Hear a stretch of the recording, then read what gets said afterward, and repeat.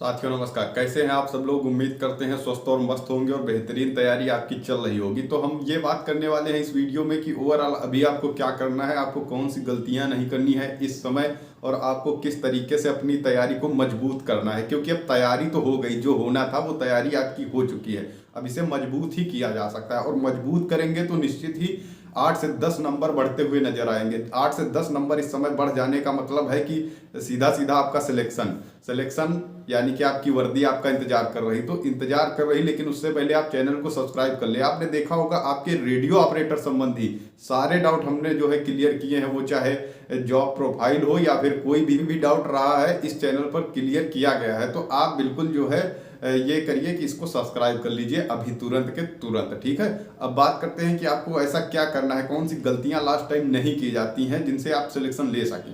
देखो, पहली गलती नहीं कर सकते। अब आप देखो, पहले तो आपको मोटिवेट रहने की जरूरत है। मोटिवेट रहना ही बेहद जरूरी है, और आपको इस समय दिमाग को फ्रेश रखना है। ठीक है, बाकी कोई समस्या है उसे आप हटा दीजिए, किनारे कर दीजिए। आपके साथ क्या समस्या है इस समय हमें नहीं पता, लेकिन आप जरूर उसको किनारे कर दीजिए कुछ समय के लिए। उसके बाद उस समस्या को आप आराम से सॉल्व करते रहना, कोई दिक्कत नहीं है। लेकिन अभी आप सिर्फ और सिर्फ एग्जाम पर फोकस कीजिए, और आपके बहुत दिन समय बचा नहीं है। उसके बाद अपनी समस्या को आराम से सॉल्व करना, कोई दिक्कत नहीं है। फिर फिजिकल वगैरह होता रहेगा, तब तक आप अपनी समस्या को सॉल्व करते रहना। ठीक है, लेकिन यहाँ पर अपनी समस्या को एग्जाम के ऊपर हावी मत होने देना, बिल्कुल भी हावी ना होने पाए। क्योंकि ये ऐसा समय है, अगर आप दिमाग में टेंशन लेके आ गए तो फिर दिक्कत आने वाली है।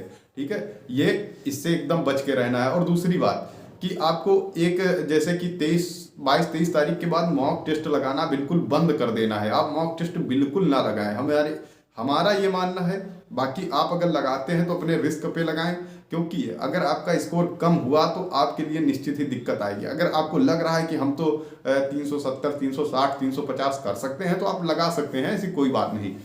अंत समय में क्या करना होता है, रिवीजन। जितना आपने पढ़ा, जितना यानी कि अगर 100% पढ़ना था, अगर आपने 50% भी पढ़ा तो उसका ही रिवीजन करना है, मात्र उसका रिवीजन करना है। कुछ भी नया पढ़ने की जरूरत नहीं है, बस करंट अफेयर्स वगैरह आपको पढ़ लेनी है। करंट अफेयर्स कैसे पढ़ना है, जैसे कि आप गए यूट्यूब पर सर्च कर लिया कि दिसंबर मंथ का करंट अफेयर्स, नवंबर का, अक्टूबर का, तो आपको लास्ट 6 मंथ तक इस तरीके से कवर कर लेना है। इसमें बहुत ज़्यादा समय नहीं लगता है। यूट्यूब की स्पीड बढ़ा दीजिए, 1.5 कर दीजिए, 1 से 1.5 कर दीजिए, और उस पर देखिए आप। तो इस तरीके से आपको तैयारी करना है। हम जब ऐसा बताते हैं तो बहुत सारे लोग सोचते हैं कि जो है कमेंट भी करते हैं, कहते हैं कि आप जो है कंपटीशन को बढ़ा रहे हैं। तो हम कंपटीशन को नहीं बढ़ा रहे हैं भाई। जो तैयारी करेगा उसका सिलेक्शन होना बेहद जरूरी है, और तैयारी इसीलिए की जाती है क्योंकि उसका सिलेक्शन हो। तो बस उसमें हम थोड़ा सा ये कर देते हैं मदद कि आपको कैसे कैसे तैयारी करना है, कैसे क्या पढ़ना है। बस इसके अलावा हम ना उनका पेपर देने जा रहे हैं, ना कुछ करने जा रहे हैं। तो आप ऐसा मत बोलिए कि हमारी वजह से कंपटीशन बढ़ रहा है, ऐसा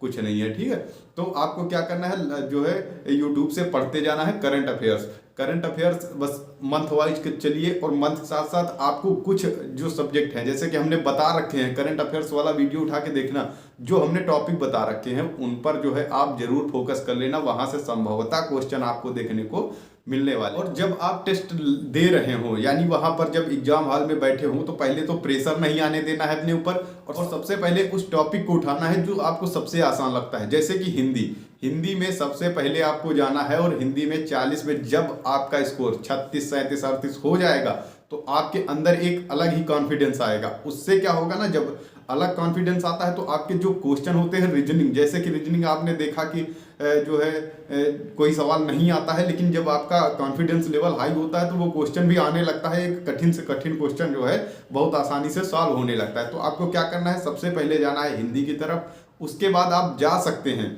जीके जीएस, जिसको डर लग रहा हो तो वो बाद में कर लेना अपना, क्योंकि उसके लिए बहुत समय नहीं लगता, 10 से 15 मिनट में पूरी जीएस हो जाएगी। ठीक है, तो इतना आपको करना है पहले हिंदी। उसके बाद आप रीजनिंग तरफ चले जाइएगा। रीजनिंग में जैसे ही हुआ कि जो है 40 में 37-38 क्वेश्चन आपके सही जा रहे हैं, क्योंकि ये 100% वाले होते हैं। आपने किया, आपको तुरंत पता चल गया कि जो है हाँ बिल्कुल इसका तो आंसर यही होना है और ये बिल्कुल सही है, और ज़्यादा कॉन्फिडेंस बढ़ेगा। उसके बाद आप मैथ पे जा सकते हैं, मैथ करिएगा, फिर आप जीके जीएस कीजिएगा। आराम से आपका जो है सॉल्व हो जाएगा, कोई दिक्कत वहाँ पर नहीं आने वाली। लेकिन हाँ, अगर आप टेस्ट दे रहे हो, अगर ऐसा होता है आपके साथ कि जो है एक सीरीज चलती जा रही है, यानी ए चलता चला जा रहा है, या बी चलता चला जा रहा, सी चलता चला जा रहा, तो वहाँ आपको घबराने की जरूरत नहीं है। ऐसा पुलिस में हुआ है, और ऐसा होने के कारण जो है हमारे एक मित्र का था, जो है उसने पूरी की पूरी वही गलत कर दी, क्योंकि उसको लगने लगा कि ये यार कैसे हो सकता है, सीरीज एक जैसी कैसे चल सकती है। उसे लगने लगा कि ये हम गलत कर रहे हैं, तो उसके चलते उसकी जो सीरीज थी वो गलत भर गई, और उसका जो है हालांकि सिलेक्शन तो हो गया था, लेकिन वो काफ़ी ज़्यादा गलतियां कर गया था। अगर वो ना करता तो और अच्छी जो है रैंक आ सकती थी। तो इस तरीके से आपको नहीं करना है। अगर आपका ए है तो बिल्कुल सही है तो सही है। इन सब बातों का ध्यान देते हुए आप पेपर दीजिएगा। यानी सब कुछ होता है, आपको इतना ध्यान रखना है कि अगर ऐसा होता है तब भी आपको घबराना नहीं है, पेपर टफ आता है तब भी आपको घबराना नहीं है। पेपर अगर आपके लिए टफ है तो वो सबके लिए टफ है, इतना आप समझ लीजिएगा। अगर फिर आप कोशिश करें कि अपना जो 50% वाला है उसको आप पार कर लें, बस फिर तो सर कट ऑफ और कम जाएगी। अगर पेपर टफ आया तो और कट ऑफ कम जाएगी, पेपर इजी आया तो आप क्वालिफाई होंगे तो बहुत जो है अच्छा स्कोर कर पाएंगे। तो उसमें कोई परेशान होने वाली बात नहीं, पेपर टफ आए चाहे जैसा आए।